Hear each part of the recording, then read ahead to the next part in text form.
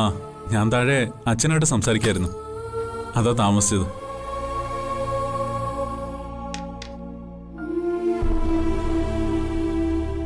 സച്ചേട്ടാ, ഞാൻ പറയാൻ പോകുന്ന കാര്യം സച്ചേട്ടനും അതേ രീതിയിൽ തന്നെ എടുക്കണം. അതില് മറ്റൊന്നും വിചാരിക്കുകയും ചെയ്യരുത്. എന്തിനാ അർച്ചന ഈ മുഖവരെയൊക്കെ? താൻ എന്തായാലും പറയും. അത് അത് മറ്റൊന്നുമല്ല സച്ചേട്ടാ, ഒരു വിവാഹകാര്യോ. വിവാഹോ? ആർക്ക്? അത് നമ്മുടെ സന്ദീപും പിന്നെ... സത്യം പറയും. താൻ ഇത്ര നേരം ഈ മുറി തന്നെ നിൽക്കായിരുന്നോ? അതെ. എന്താ ഇപ്പൊ അങ്ങനെ ചോദിക്കാൻ? എങ്കിൽ പിന്നെ ഞാനും അച്ഛനും തമ്മിൽ സംസാരിച്ച കാര്യം താനെങ്ങനെ കേട്ടു? സച്ചേട്ടനും അച്ഛനും തമ്മിൽ സംസാരിച്ച കാര്യോ? അതെ. താൻ ഇപ്പൊ പറയാൻ വന്ന കാര്യം അച്ഛനും ഞാനും ഇപ്പൊ സംസാരിച്ചതേ ഉള്ളൂ. അതങ്ങ് നടത്താൻ ഞങ്ങൾ തീരുമാനിക്കുകയും ചെയ്തു.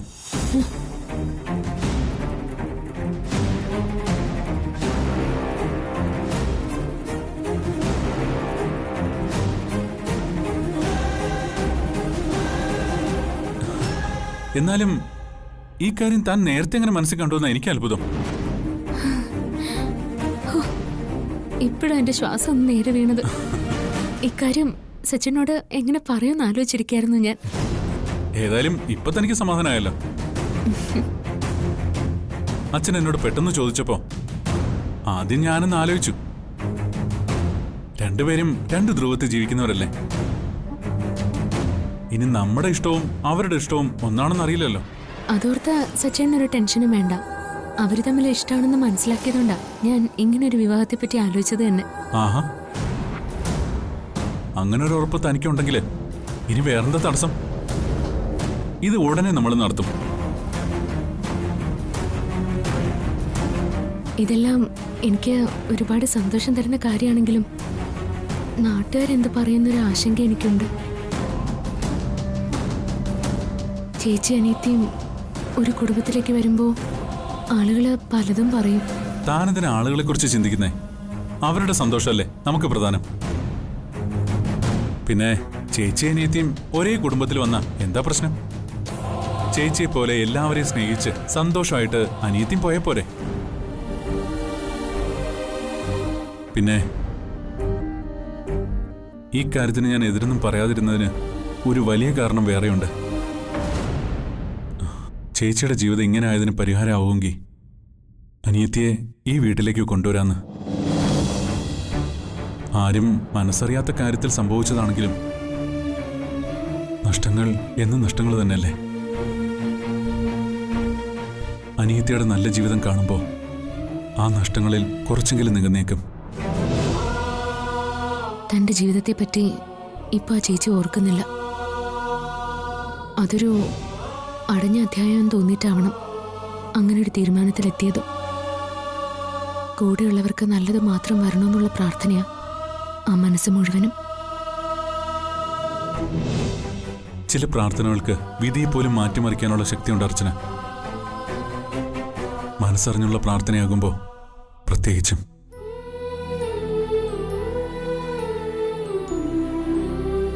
ചിലപ്പോൾ അതാവും ചേച്ചിയിൽ നിന്നും തട്ടിപ്പറിച്ച നല്ലൊരു ജീവിതം അനിയത്തിക്ക് ഈശ്വരൻ ഇപ്പൊ വച്ചു നീട്ടുന്നത്. സ്വന്തം ജീവിതം തകർന്നടിഞ്ഞിട്ടും കൂടപ്പറപ്പിന്റെ സന്തോഷം കാണാൻ ആഗ്രഹിക്കുന്ന ചേച്ചിക്ക്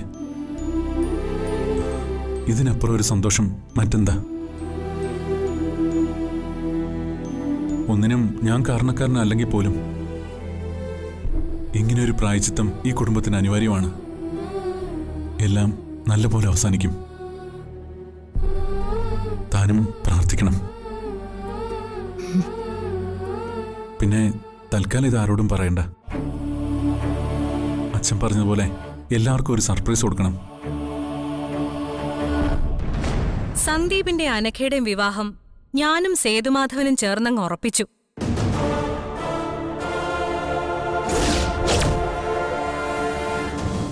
ഇതിൽ നിന്നും നിങ്ങൾക്ക് എന്തു മനസ്സിലായി? ഒരു പെണ്ണ് കുറുകെ കയറി നിന്നാ അവിടെ തീരും സേതുമാധവനും മക്കളും. ഈ വിവാഹകാര്യം എനിക്കൊന്ന് ഫോൺ വിളിച്ചു പറയേണ്ട കാര്യം ഉണ്ടായിരുന്നുള്ളൂ. എന്നിട്ടും ഞാൻ ഇത്രയും ദൂരം കാർ ഓടിച്ചു വന്നത് എന്തിനാണെന്നറിയോ?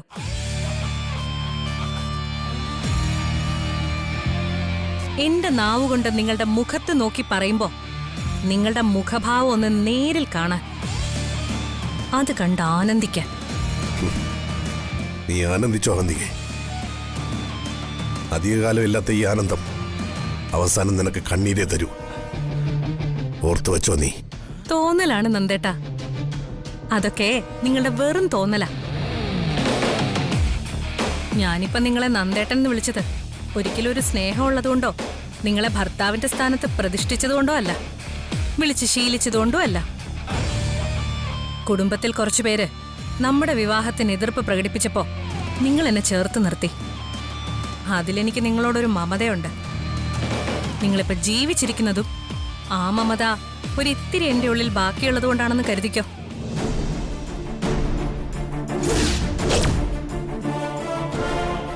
പിന്നെ ആനന്ദ കണ്ണീരാവുന്നോ ആനന്ദം കണ്ണീരാവുന്നോ ഓർത്തു വെച്ചോ, അങ്ങനെ എന്തൊക്കെയോ പറഞ്ഞല്ലോ.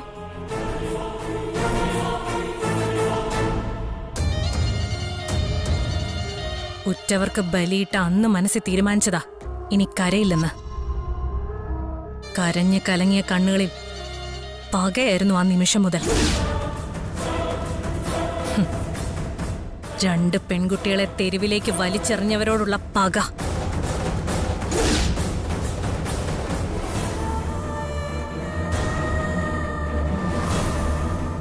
എന്റെ ഈ ഇടനെഞ്ചിൽ ഇപ്പോഴും നീറി നീറി കിടക്കുന്നുണ്ട് ഒരു പെൺകുട്ടി അനുഭവിച്ച സകല ദുരനുഭവങ്ങളും.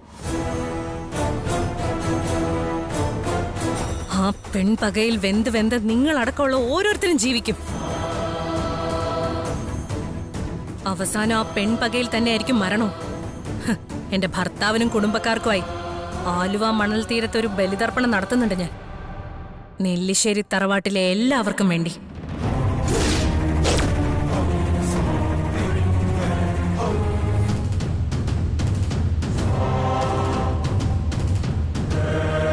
കൊന്ന കൈകൊണ്ട് തന്നെ ഒരു ഉരുള ചോറുരുട്ടി വെക്കുമ്പോ ഒരിറ്റ് കണ്ണീര് പൊടിയില്ല ഈ അവന്തികയുടെ കണ്ണിൽ നിന്ന്. നെല്ലിശ്ശേരിയിലെ ആത്മാക്കളുടെ മോക്ഷം കിട്ടാതെയുള്ള അലച്ചിലാണ് എന്റെ പ്രതികാര മോക്ഷം. കൊല്ലും ഞാൻ എല്ലാത്തിനെയും.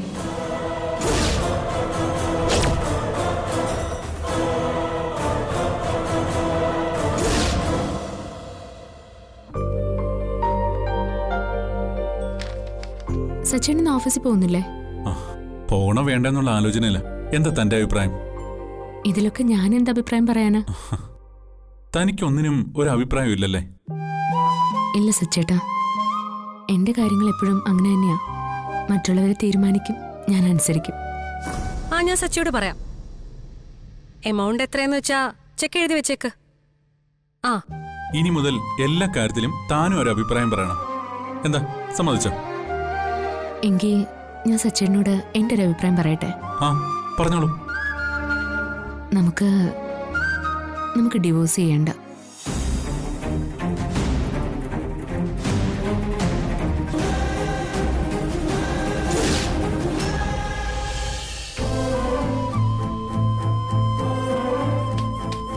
അതെങ്ങനെ ശരിയാവും? പിരിയാമെന്ന് നമ്മൾ രണ്ടുപേരും തീരുമാനിച്ച കാര്യമല്ലേ? അത് എന്റെ തീരുമാനമല്ലായിരുന്നല്ലോ. സച്ചേട്ടൻ തീരുമാനിച്ചിട്ട് എന്നോട് പറഞ്ഞപ്പോ ഞാൻ സമ്മതിച്ചതല്ലേ.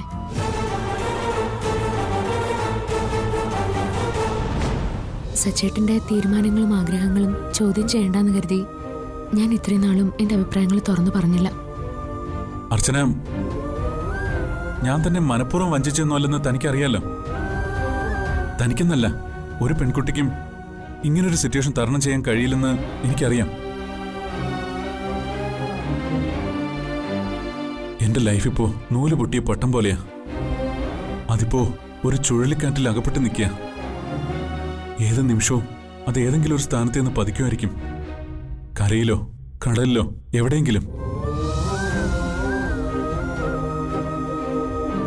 താൻ തന്റെ അഭിപ്രായം തുറന്നു പറഞ്ഞു, ഡിവോഴ്സ് വേണ്ടെന്ന്. പക്ഷേ കാറ്റിൽ ഒലിഞ്ഞു നിൽക്കുക എന്റെ ജീവിതവും തീരുമാനങ്ങളും. ഇപ്പൊ മനസ്സിലായോ ചില സ്ഥലങ്ങളിൽ നമ്മൾ അഭിപ്രായം പറയാതിരിക്കുന്നതാ നല്ലതെന്ന്? മറ്റുള്ളവരുടെ മുമ്പില് ഭാര്യ ഭർത്താക്കന്മാരായി അഭിനയിച്ച് ഞാൻ തോൽക്കുക സച്ചേട്ടാ. കള്ളത്തരം ചെയ്ത് ഒരുപാട് നാള് പിടിച്ചു നിൽക്കാനുള്ള ശക്തിയൊന്നും എന്റെ മനസ്സിനില്ല. മനസ്സിൽ കെട്ടിക്കിടക്കുന്ന സങ്കടങ്ങൾ അത്രയും ഉള്ളിൽ അടക്കി പിടിച്ച് ഉരുക്കി തീരുക ഞാൻ. സച്ചേട്ട സ്വയം എടുത്ത തീരുമാനോ ഈ വേർപിരിയൽ. എന്റെ അഭിപ്രായത്തിന് എന്തെങ്കിലും ഒരു വില സച്ചേട്ടൻ നൽകുന്നുണ്ടെങ്കിൽ എനിക്ക് നെല്ലിശ്ശേരിയിലെ മരുമകളായി തന്നെ തുടരണമെന്ന് ആഗ്രഹിക്കാനാവൂ.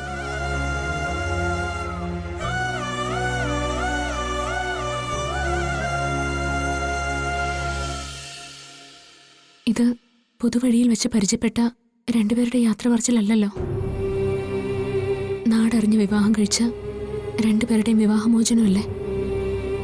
വലിയ സ്വപ്നങ്ങളോ മോഹങ്ങളോ ഒന്നും ഇല്ലാതെ ജീവിച്ചിരുന്ന എന്നെ ആശിച്ചതിനേക്കാൾ വലിയൊരു ലോകത്തിന്റെ കൊടുമുടിയിൽ കൊണ്ടെത്തിച്ച നിമിഷങ്ങളായിരുന്നു നമ്മുടെ വിവാഹം. ഇപ്പൊ ആ കൊടുമുടിയുടെ ഉയരത്തിൽ നിന്നും താഴേക്ക് എപ്പോ പതിക്കണമെന്നറിയാതെ നിൽക്കുക ഞാൻ.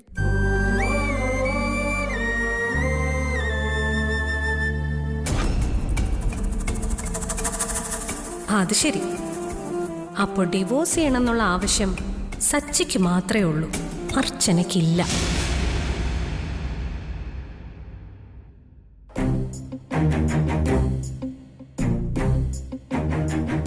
അനഘേ,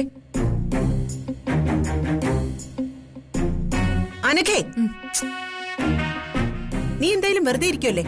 ഒന്ന് അടുക്കളയിലോട്ട് വന്നേ, എന്നിട്ട് ഞങ്ങളെ ഒന്ന് സഹായിക്ക്. എന്തോന്ന് ഞാൻ വന്ന് അടുക്കള ജോലി ചെയ്യാനോ? അതെ, എന്താ പുച്ഛം?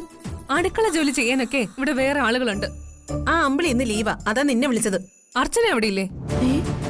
അർച്ചനയോ? നിന്റെ മടിയിലിരുത്തിയിട്ട പേരാണോ അർച്ചന? നീയാള് കൊള്ളാലോ. മുതിർന്നവരെ പേരെടുത്ത് വിളിച്ചാണോ നിന്റെ ശീലം? അല്ല, വീട്ടിലൊക്കെ എങ്ങനെയാ സ്വന്തം അച്ഛനെയൊക്കെ? അർച്ചന ഇവിടുത്തെ അടുക്കള ജോലിക്ക് വന്ന ആളല്ല, സച്ചിയുടെ ഭാര്യയാ. അപ്പൊ ഇത്രയും നാളും അങ്ങനെ അല്ലായിരുന്നോ? വന്നപ്പോഴൊക്കെ മെനക്കെട്ട് അടുക്കള ജോലി ചെയ്യുമായിരുന്നല്ലോ. പുത്തനച്ചി പുരപ്പുറം തൂക്കുമെന്നോ അങ്ങനെ എന്തോ ഒരു പഴഞ്ചൊല്ലുണ്ടല്ലോ, അതുപോലെ. എല്ലാരെയും കയ്യിലെടുത്ത് കഴിഞ്ഞപ്പോ ഇപ്പൊ എന്താ വയ്യേ? സത്യം പറഞ്ഞ നിന്നോട് സംസാരിച്ച് നിന്റെ വായിന്ന് വരുന്ന ഓരോ വാക്കിനും ഒരു ഒട്ടി തരേണ്ടി വരും. ഇവിടെ ആർക്കും വയ്യാഞ്ഞിട്ടൊന്നും അല്ല, ഒന്ന് സഹായിക്കാനാ പറഞ്ഞത്. നീ ഒരു പെണ്ണല്ലേ. ഞങ്ങൾ രണ്ടെണ്ണം അടുക്കളയിൽ കിടന്ന് കഷ്ടപ്പെടുമ്പോ നിനക്കൊന്ന് സഹായിക്കാൻ പോലും തോന്നാത്ത എന്താ? അങ്ങനെ തോന്നണമെന്ന് നിങ്ങൾ നിർബന്ധം പിടിക്കുന്ന എന്തിനാണെന്നാ എനിക്ക് മനസ്സിലാവാത്തെ. ഉദാഹരണത്തിന്, ഈ മുറ്റത്ത് പുല്ല് വെട്ടാൻ വരുന്ന ചേട്ടൻ ഒരു ദിവസം വന്നില്ലെന്ന് കരുതി സേതു അങ്കിളിനോട് പുല്ല് വെട്ടാൻ പറയാൻ പറ്റുമോ? എന്താ, രണ്ടും ആണുങ്ങളല്ലേ? അതാണ് ഞാൻ പറഞ്ഞത്, ചിലർക്ക് ചിലത് പറഞ്ഞിട്ടുണ്ട് അതേ ചെയ്യാവൂന്ന്. ഓഹോ, അപ്പൊ നിനക്കെന്താ പറഞ്ഞിരിക്കുന്നെ? അതാണ് ഞാനിപ്പോ ചെയ്തോണ്ടിരിക്കുന്നത്. അടുക്കള ജോലിയൊക്കെ ചെയ്തേ എന്റെ നെയിൽ പോളിഷൊക്കെ പോവാനേ വേറെ പണിയില്ല. ഉണ്ടാക്കുന്നത് കൊണ്ടുവന്ന് ഉരുട്ടി ഉരുട്ടി വിഴുങ്ങുമ്പോ നിന്റെ നെയിൽ പോളിഷിനൊന്നും പറ്റില്ലല്ലേ? നിങ്ങളോടൊന്നും തർക്കിക്കാൻ ഞാനില്ല. ഒന്നാമത് നിങ്ങക്ക് വിവരമില്ല. വിവരമില്ലാത്തത് നിന്റെ. ആഹാ, ഇതെന്താ രണ്ടാളും ചേർന്നൊരു കുശലം പറിച്ചത്? ഒന്നുമില്ല, ഞാൻ അനഘയുടെ വീട്ടുകാരെ പറ്റി പറയായിരുന്നു. നല്ല അനുസരണയോടെയാ മോളെ വളർത്തിയിരിക്കുന്നേന്ന്. എന്നാൽ ആ ക്രെഡിറ്റ് എനിക്ക്.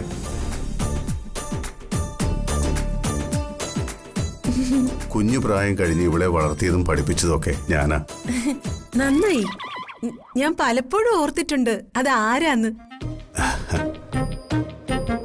ഇപ്പൊ തന്നെ അമ്പിളി ലീവ് ആയതുകൊണ്ട് എന്നെ അർച്ചനയെ സഹായിക്കണമെന്നും പറഞ്ഞ് അടുക്കളയിലേക്ക് കയറി വന്നേക്കുവാ. അവിടുന്ന് വളരെ കഷ്ടപ്പെട്ട ഞാൻ ഇവിടെ കൊണ്ടിരുത്തിയത്. അടുക്കളയിലെ ജോലിയൊക്കെ ചെയ്ത് ഈ നെയിൽ പോളിഷ് പോയാ എന്ത് ചെയ്യും? അതുകൊണ്ട് അടുക്കള ഭാഗത്ത് അനഘയെ കണ്ടുപോകരുത്. അവൾക്ക് അടുക്കള ജോലികൾ ചെയ്യണമെന്നും ഭക്ഷണം ഉണ്ടാക്കാനൊക്കെ പഠിക്കണമെന്നൊരു ആഗ്രഹം തോന്നിയെങ്കിൽ അത് നല്ലതല്ലേ മീരെ? അതൊന്നും വേണ്ട, അതൊന്നും ശരിയാവില്ല. അമ്പിളി വന്നില്ലെന്ന് കരുതി അനഘയെ കൊണ്ട് ജോലി എടുപ്പിക്കുന്നത് ശരിയാണോ?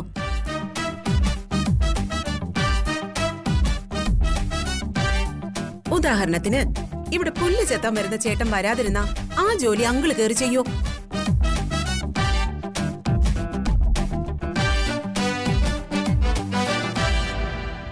അങ്കിള് മറുപടിയൊന്നും പറഞ്ഞില്ല.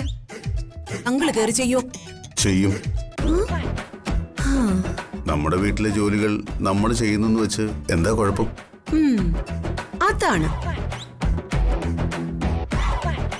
ഈ സൗകര്യങ്ങളൊക്കെ ഇല്ലായിരുന്നെങ്കിൽ ഇതൊക്കെ മറ്റു വീട്ടിൽ പോയി പൈസയ്ക്ക് ചെയ്യേണ്ടി വന്നേനെ. അതുകൊണ്ട് ഒരു ജോലിയും ചെയ്യുന്നതിൽ നമ്മൾ പുറകോട്ട് നിൽക്കരുത്. എന്തും ചെയ്യാമെന്ന മനസ്സാണ് പ്രധാനം. മനസ്സിലായി അങ്കിൾ.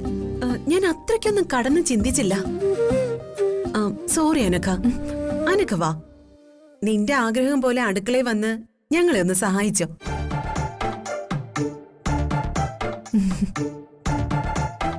ഇനി നീ വരുന്നില്ല എന്ന് പറഞ്ഞാലും നിന്നെ ഞാൻ കൊണ്ടുപോകും. കാരണം അതിപ്പോ എന്റെ ഒരു വാശിയും കൂടിയാ. ചെല്ലുമോളെ, നീയും അർച്ചനയും അവന്തികയും പോലെ നല്ല മിടുക്കിയാവണമെന്നാ എന്റെ ആഗ്രഹം. അതോർത്തിട്ട് അങ്കിള് വിഷമിക്കണ്ട. ഞാൻ ഇവിടുന്ന് പോകുന്നതിന് മുൻപ് അനക്ക എല്ലാ കാര്യങ്ങളും പഠിക്കും. പഠിപ്പിക്കും ഞാൻ.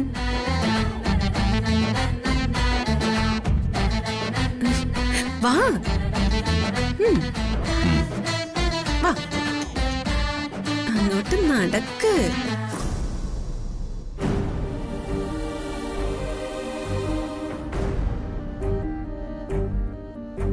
ഇതുവരെ ഒന്നും കഴിച്ചില്ലല്ലോ. വാ, വന്ന് വല്ല കഴിക്കേ. ആതിരയോ? ഞാൻ വിളിച്ചു, അവക്കൊന്നും വേണ്ടാന്ന്. സത്യം പറയാലോ മാഷെ, എനിക്കെന്തോ ഒരു ഉൾഭയം പോലെ. ഇനിയും എന്തൊക്കെയോ പ്രശ്നങ്ങൾ വരാൻ പോകുന്ന മനസ്സ് പറയുന്നു.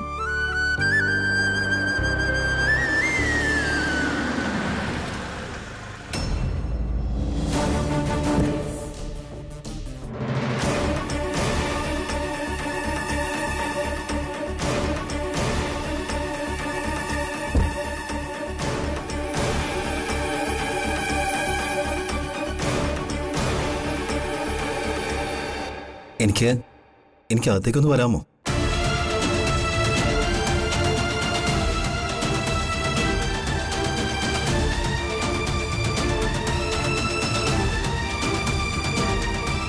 വരൂ, ഇരിക്കും മോനെ.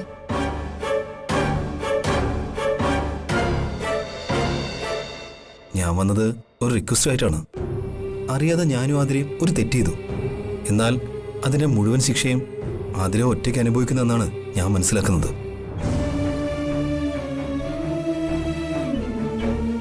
അവള് ചെയ്ത അതേ തെറ്റ് ചെയ്തവനാ ഞാനും. അപ്പോൾ എന്റെ പേരിൽ അവൾക്ക് എന്തെങ്കിലും സംഭവിച്ചാൽ അത് കണ്ടില്ലെന്ന് നടിക്കാൻ എനിക്ക് പ്രയാസമാണ്.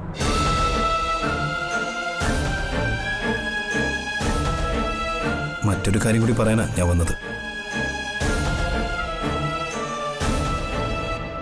എനിക്ക് ആതിരെ ഇഷ്ടമാണ്.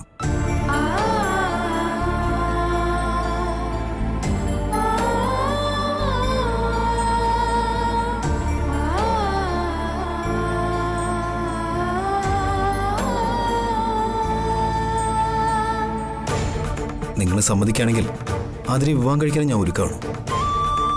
അതിന് ഞങ്ങൾ മാത്രം സമ്മതിച്ചാൽ മതിയോ? സേതുവേട്ടനും അവന്തികയും സച്ചിയൊക്കെ സമ്മതിക്കണ്ടേ? അവരെ കൊണ്ടൊക്കെ ഞാൻ സമ്മതിപ്പിച്ചോളാം. പക്ഷെ എനിക്കതിനെ കുറിച്ച് സാവകാശം വേണം.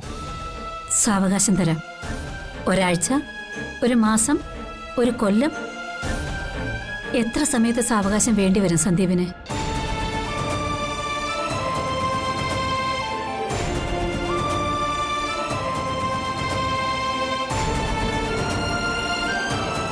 സന്ദീപിനും അറിയില്ലത്.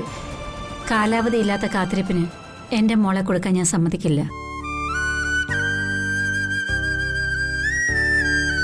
ഇവിടെ വന്ന് ഞങ്ങളോട് ഈ കാര്യം പറയുന്നതിന് മുമ്പ് സന്ദീപ് ആദ്യം ചെയ്യേണ്ടിയിരുന്നത് അവിടെ വീട്ടിൽ ഇതിനെക്കുറിച്ച് സംസാരിച്ചൊരു തീരുമാനത്തിലെത്തുക എന്നുള്ളതായിരുന്നു. ഒരു സാധാരണ വീട്ടിൽ മകളുടെ പ്രേമകാര്യം അറിയപ്പോൾ ഉണ്ടാകുന്ന പ്രശ്നങ്ങളെ ഈ വീട്ടിലും ഉണ്ടായിട്ടുള്ളൂ.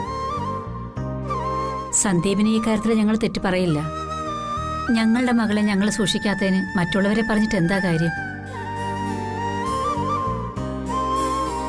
ഇല്ലെങ്കിൽ തന്നെ ഇങ്ങനൊരു പ്രശ്നം ഉണ്ടായാൽ അത് കൂടുതൽ ബാധിക്കുന്നത് ആതിരയായിരിക്കും. അതുവഴി ഞങ്ങളെയും. ഏത് തുലാസി നോക്കിയാലും നെല്ലിശ്ശേരി കുടുംബത്തോടൊപ്പം എത്തില്ലല്ലോ ഞങ്ങള്.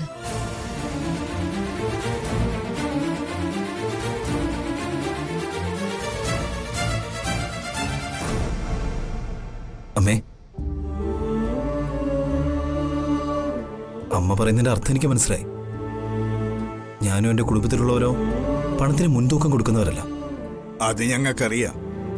അതുകൊണ്ടല്ലേ അച്ചുമോള വീട്ടിലുള്ളത്. നിങ്ങളൊക്കെ വലിയ മനസ്സുള്ള ആൾക്കാരാ. ആ മനസ്സിന്റെ വലിപ്പം ഞങ്ങൾക്കില്ല.